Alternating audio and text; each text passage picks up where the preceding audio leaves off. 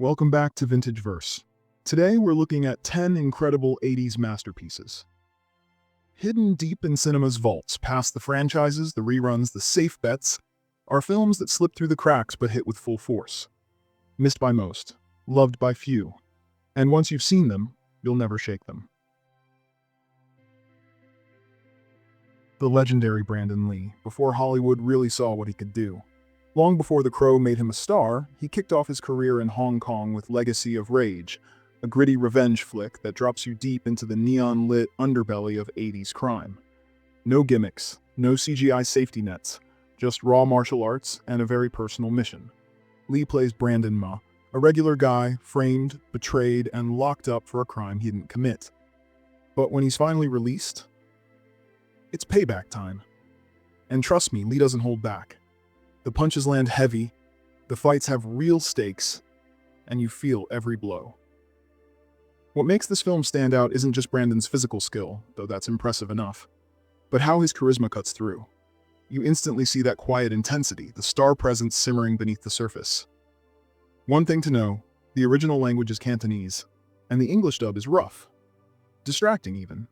Watching foreign films with subtitles is always the best way to go, and this one's no exception. Most martial arts fans missed this one, distracted by flashier fare. But if you really want to see where Brandon Lee found his feet, this hidden gem hits different. Brandon Lee's true debut. If you want to understand his legend, start here.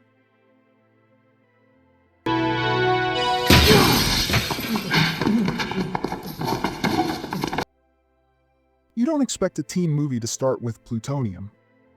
The Manhattan Project throws you into the Cold War with a high school science prodigy who figures out how to build a working nuke. Just to prove a point.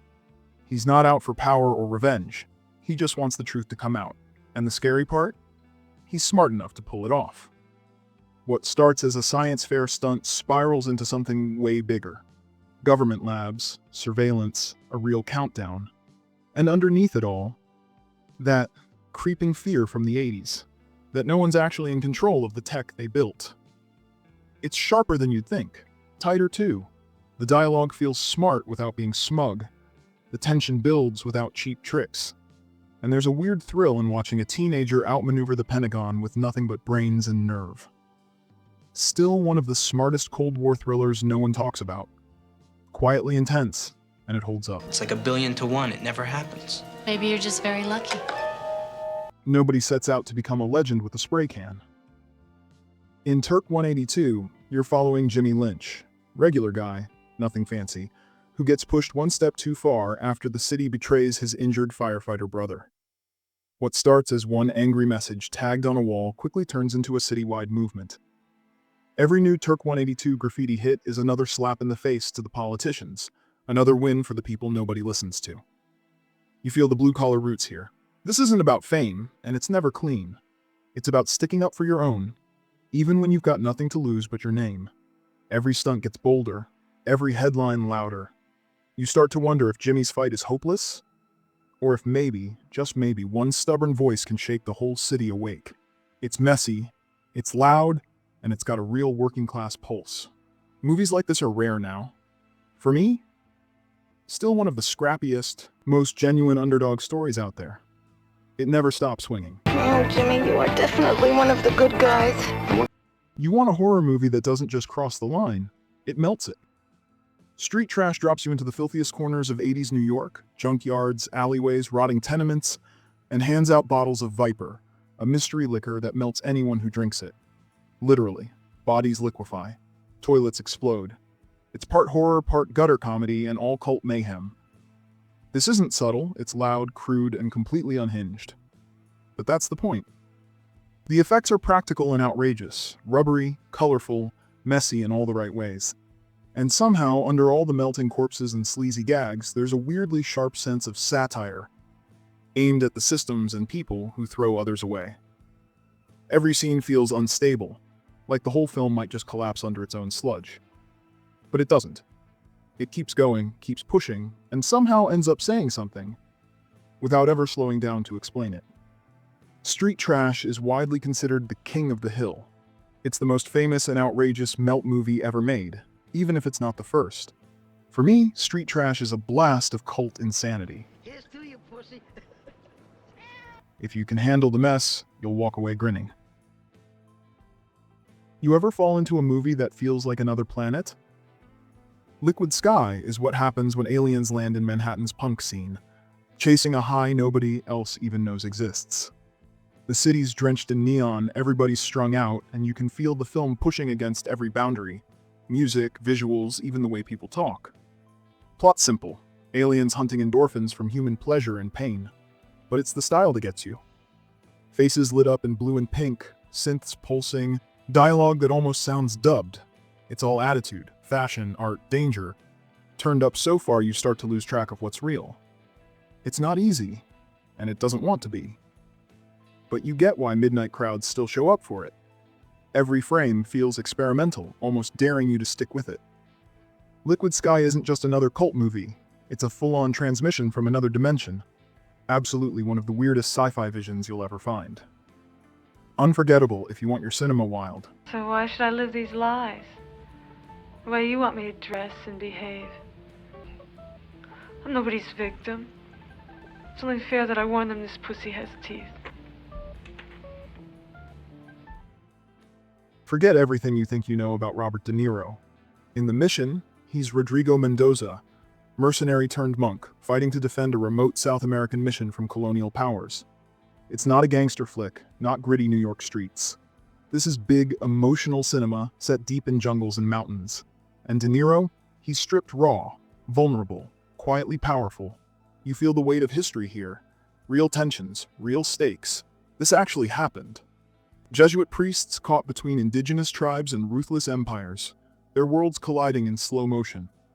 And underneath it all is Ennio Morricone's score, haunting, stirring, every scene elevated by the music.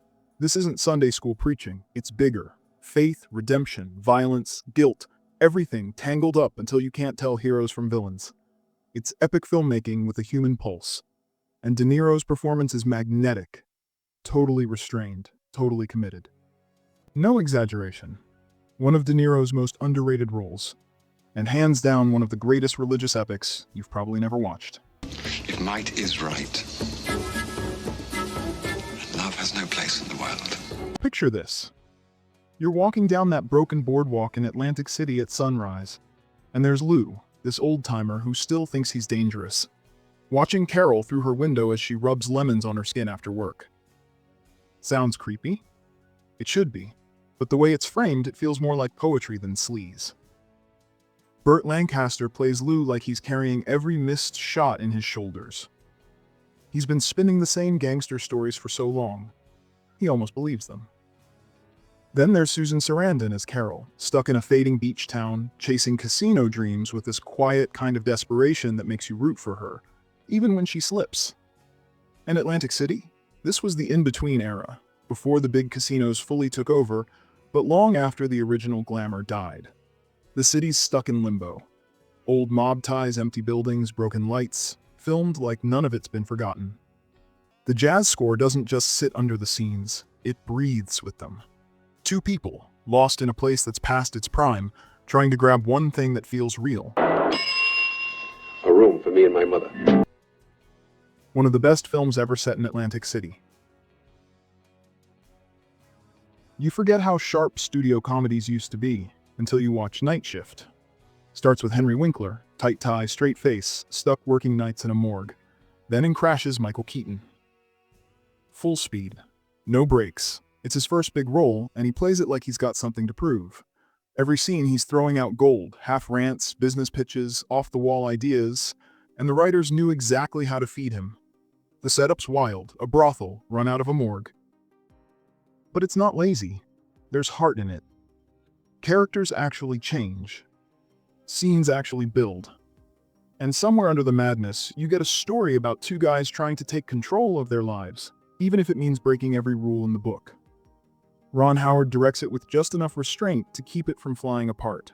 The chemistry works, the jokes land. And if you're paying attention, you'll spot Kevin Costner and Shannon Doherty, blink and you'll miss some cameos before they were names. Keaton steals it, but the whole thing still works. Still one of the sharpest comedies to come out of the 80s. Love brokers!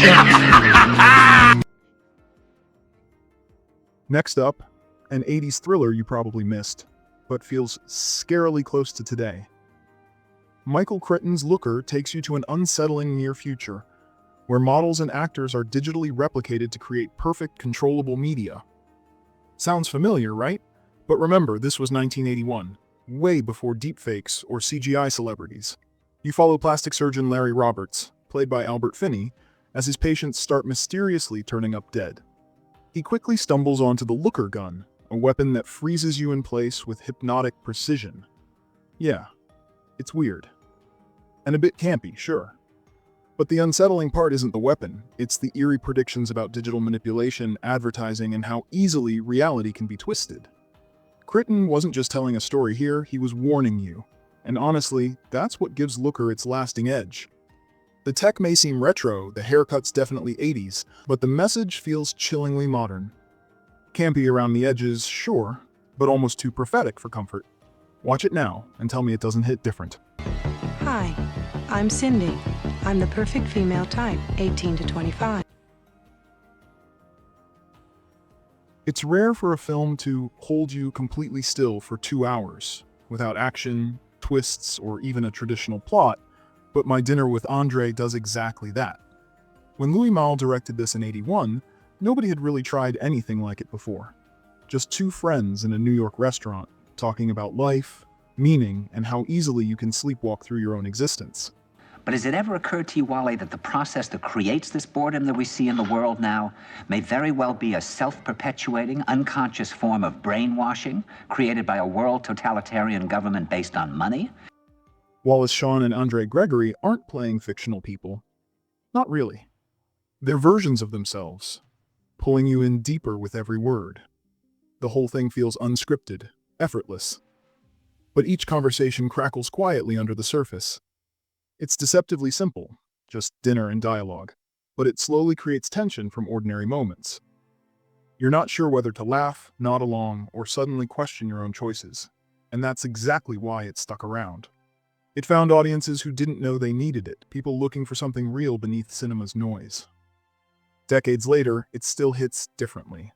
In an era of big-budget spectacle, it's quietly become a standard of minimalist filmmaking, influencing generations of screenwriters and directors who chase honesty instead of effects. It's not dinner theater. It's something else entirely. The kind of conversation that makes you feel you're eavesdropping. The kind you never really forget. The most gripping dinner ever captured on screen, and a movie everyone should sit through at least once. Thanks for tuning in to Vintageverse. If something here hit you, share it, save it, rewatch it. New hidden gems drop soon, so subscribe and stay close.